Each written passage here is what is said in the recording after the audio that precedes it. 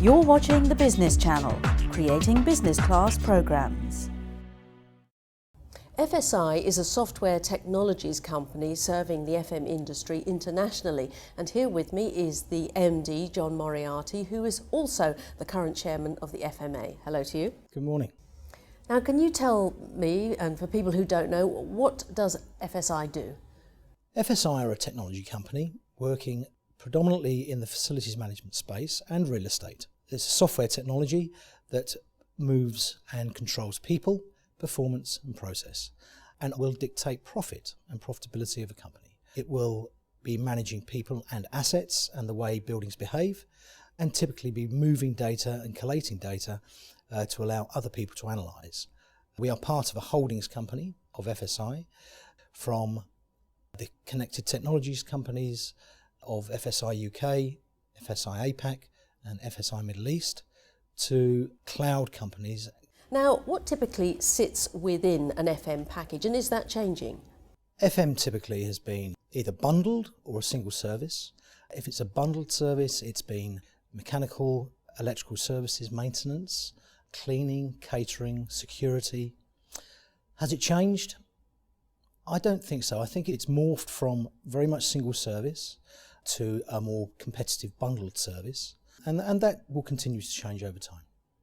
Now, how much value do you think FM can add in terms of improving performance and productivity? It's pivotal to the way people behave. It's pivotal to how the building behaves.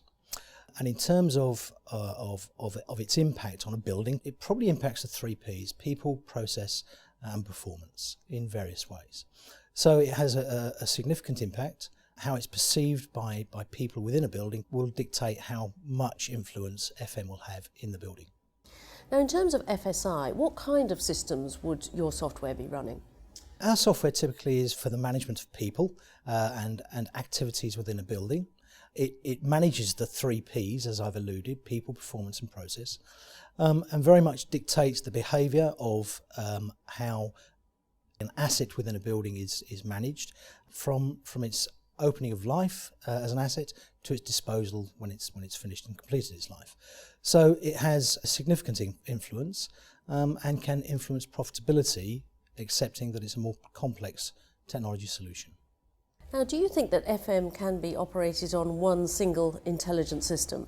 There's no one single system that forms the technology platform for a building. A building typically could be a building management system, could be a security system, could be an access control system, or a technology system, as in software such as FSI.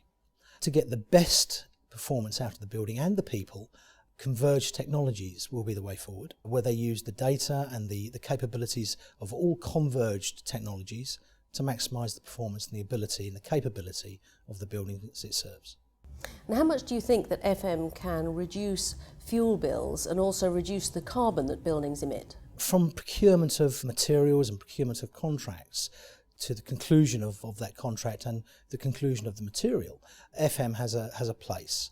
It can dictate the carbon footprint at the consumption phase and at the operational phase. And indeed, FM will be pivotal in the way the carbon footprint can be reduced in a building, from the procurement activity to its natural conclusion. How do you think FM can manage risks in the workplace? FM manages risk from the way people behave to the way buildings and business behaves. If you take for instance of an investment bank, FM manages the risk of business continuity, where it's pivotal for the bank or investment house to be online 24 hours a day, and an FM service as such would manage the risk of that and provide business continuity. It would also manage the health and welfare of an individual and of its workplace, so it has a significant factor in terms of risk management. Now, how do you think that relationships with FM suppliers work best, and how do you think that their performance should be best monitored? Single source FM suppliers will have either a 1 or a 3-year contract. They will be either working towards the end client or be working to the FM provider.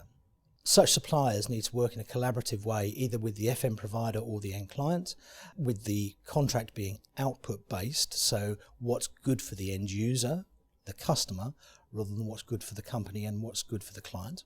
And indeed, the KPIs should reflect a more collaborative approach where not necessarily being linked to the commercial reality of the contract, but the customer reality of the contract. And that will provide the best form of service to its customers. And what's your biggest challenge, do you think, at the moment in the FM arena? Cost containment and the moving of technology. Technology is moving so quickly. In the last 3 years, we've seen a huge sway towards mobility. The connected FM, the connected facilities manager, is more prevalent. People are more mobile, and the biggest challenge we face is keeping in tune with that as a technology provider and being sure that we provide a service. In terms of the data that connected technologies now collect, there has seen a move of 59% annually in growth of data. Trying to analyse that and business analyse that for maximum benefits will be the biggest challenge. Well, John Moriarty from FSI and the FMA, thank you very much. Thanks for your time.